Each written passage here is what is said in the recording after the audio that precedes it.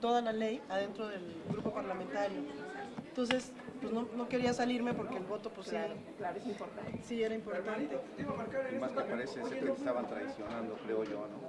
¿Sí? ¿Por qué? Sí, porque es la que impulsa el impuesto y luego te lo quieren quitar. No, pero no tanto por el impuesto al refresco, sino ya, si quieren empezamos. Pues ¿Qué acordaron finalmente? acordamos finalmente, votamos ahorita y la mayoría del grupo parlamentario va a favor, 18 votaron a favor, 12 en contra. Hay distintos razonamientos, yo voté en contra, les puedo dar los míos. Lo que sí se ve por parte de las y los ciudadanos, sobre todo los cautivos, los que están pagando constantemente sus impuestos, es que cada vez hay mayor carga fiscal, cada vez tienen que pagar más impuestos y más porcentaje de su ingreso se va a pagar los impuestos, hasta en 28%, y no se ve un incremento en el crecimiento de sus ingresos. No está creciendo la economía en el país, pero sí están aumentando los impuestos. Teníamos luego el tema de las gasolinas, en donde se prometió que si ingresábamos a esta nueva reforma energética, iban a bajar las gasolinas, y resulta que no. Entonces, creo que avalar, y por otro lado, un tema grave, que es el del endeudamiento público. No se para el endeudamiento público, se sigue endeudando, aun cuando el gobierno actual del presidente, encabezado por el presidente Peña Nieto, está recaudando 25% más de lo que se recaudaba en el gobierno anterior.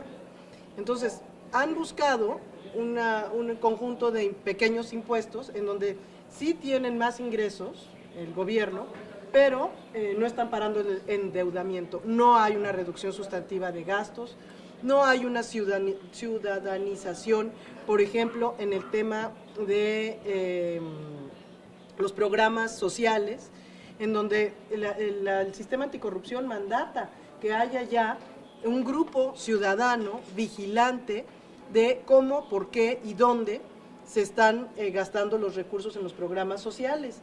Entonces, desde mi punto de vista, creo que el PAN, al ser oposición, debe estar del lado de los ciudadanos y no aceptar, en tanto no haya reducciones sustantivas en el gasto público, que se sigan incrementando los impuestos sin que haya un crecimiento real en la economía. No entendí, solamente una tercera parte de la bancada va a votar en contra de la disminución del impuesto. Se quedamos 18-12. Pero aquí es en todo lo general, incluido también el IEPS a refrescos. En lo general, 18-12. Además, ya está en lo particular, les decía yo que no hemos acabado de votar, seguían en cuestiones particulares hasta dónde se daba el rango del tema de la gasolina, etcétera. Pero, bueno, pues yo quería atenderlos a ustedes, ir al desayuno, y por eso es que me salí. Quería yo votar en lo general, para tratar sobre todo de que pudiera haber una votación mayoritaria en contra y se pudiera renegociar. Desde luego la mayoría opinó que no, el 18 votos tuvo a favor el proyecto de ir con el proyecto de ley de ingresos como va. Aparte, digamos, un tema particular es el tema del impuesto al refresco, el cual creo que hay un acuerdo, no es un tema del PAN, sino es un tema en general, hay que regresar el impuesto a como venía estando. Algunos presentaremos una reserva en el tema de tratar de subir un poco más ese impuesto, pero básicamente, salvo ese tema, bueno, pues tiene esta ley de ingresos esas cuestiones, y por eso lo voté en contra y lo votaré en Hoy contra. se sube a tribuna y se vota. ¿En comisiones? Pues, ¿La van a aprobar? Sí, yo creo que ahorita es primera lectura. De todas maneras, la sesión se abre a la 1. Sí. Senador, ¿no trataron ustedes este asunto que está también ahí pendiente de la partida que se reservaron los diputados?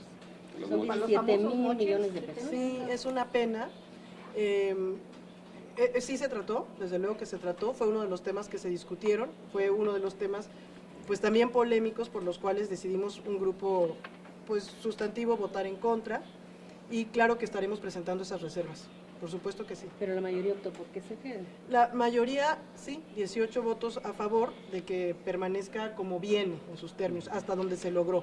El PAN sí trató de empujar temas, sí empujó el tema de la gasolina, sí empujó el tema del endeudamiento, logró que el gobierno bajara los umbrales de endeudamiento a 2.9 máximo, sí que se bajara el término en el que la gasolina puede subir, pero bueno, creo que no es suficiente desde el punto de vista de algunos de nosotros.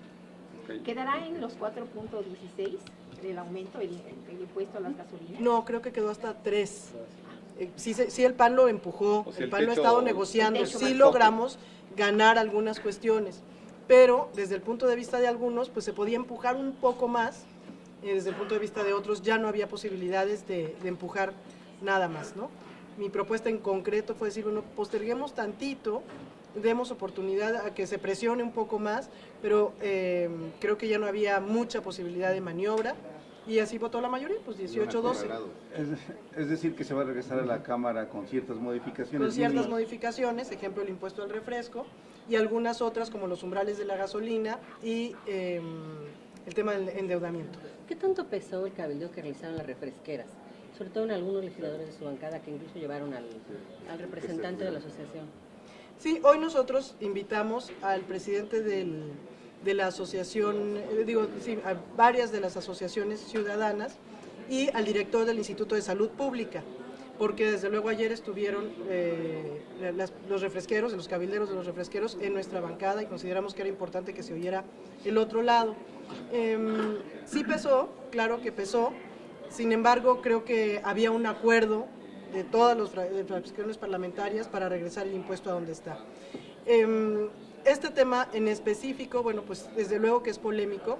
Una de las cuestiones que ellos argumentaban era, no han bajado la obesidad con el solo impuesto, desde luego que no es así, sí se ha decrecido el consumo de refresco, que somos el principal consumidor del mundo, sí ha tenido su efecto en el sentido de que se ha bajado el consumo de refresco por persona.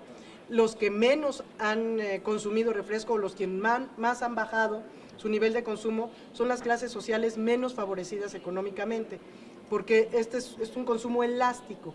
Entonces, la gente que menos recursos percibe es la que menos está dispuesta a gastar más, y eso es lo bueno de este impuesto, porque además las personas que más diabetes padecen son las gentes de menores ingresos económicos, porque tienen menos acceso a cuestiones culturales y educativas en donde tienen más posibilidades de determinar qué consumen y qué no. Entonces, en ese sentido el impuesto ha sido bueno. Tenemos, como no es la única medida, tenemos mucho trabajo que hacer en el tema de etiquetado y en el tema de publicidad engañosa. Y esos son temas pendientes que estaremos trabajando también. Otro tema muy importante es qué se hace con ese recurso. Se ha recaudado hasta ahora entre esos dos impuestos 60,000 millones de pesos. Ayer que platicaba con el director de INAFEDERA, el director de infraestructura académica y escolar, del tema de bebederos, que es un tema crucial. ¿Por qué? Porque 40 de cada 100 escuelas en el país tienen agua potable. Los niños, al no tener acceso al agua potable, consumen refresco. Entonces es muy importante la agenda de la construcción de bebederos y acceso al agua potable. Él nos decía que la meta para el sexenio del presidente Peña Nieto es 40,000 bebederos instalados. Yo he tenido cálculos junto con las 70 organizaciones de la sociedad civil, y en promedio la instalación de un bebedero cuesta 4,000 pesos en promedio. Depende del lugar, depende si es una zona urbana, si es una zona más alejada de donde está la red de agua, etcétera. Y entonces nos daba un total de 240 millones de pesos. En el impuesto al refresco solamente hay 60,000 millones de pesos recaudados, y este gobierno ha recaudado 25% más de lo que se recaudaba en el sexenio anterior. Entonces, y tenemos el compromiso firmado del secretario Mesmacher de aplicar el total del recurso al abatimiento de obesidad, sobrepeso y diabetes. Entonces, el problema del impuesto, una vez más, igual que el de la reforma educativa, no es lo que quedó en ley. Eso está muy bien, creo que lo que nos sobra es ley. Lo que nos falta es forma de implementarlo. Lo que está planteando como meta el secretario de Educación es bajísima. Tenemos 270,000 escuelas públicas a nivel primaria y secundaria, a nivel básico. Ellos plantean 40,000 nada más con bebederos, lo cual es mínimo, no es ni una cuarta parte. Es un derecho humano el acceso al agua. Creo que los recursos no se están aplicando como se deben aplicar. tendría que ser prioridad para el gobierno del presidente Peña Nieto la salud de niñas y niños. Hay muchos convenios firmados y esta sería una meta totalmente alcanzable. Hay los recursos, simplemente lo que queremos saber, y se lo exigí ayer al director, era cómo se va a gastar, con qué agenda, bajo qué criterios. No me respondió, tampoco me respondió ese fideicomiso. Tiene que ser un fideicomiso público por la nueva ley de acceso a la información, donde todos tendríamos derecho a saber cuánto se está invirtiendo y de qué partidas está saliendo. Entonces, bueno, pues todos estos temas que tienen que ver mucho con transparencia y anticorrupción, pues son temas que quedan pendientes. Héctor de la Garza, exactamente. Sí, es el director con el que platicamos ayer. Gracias, senadora. Gracias a ustedes, gracias y perdón por no llegar. Gracias.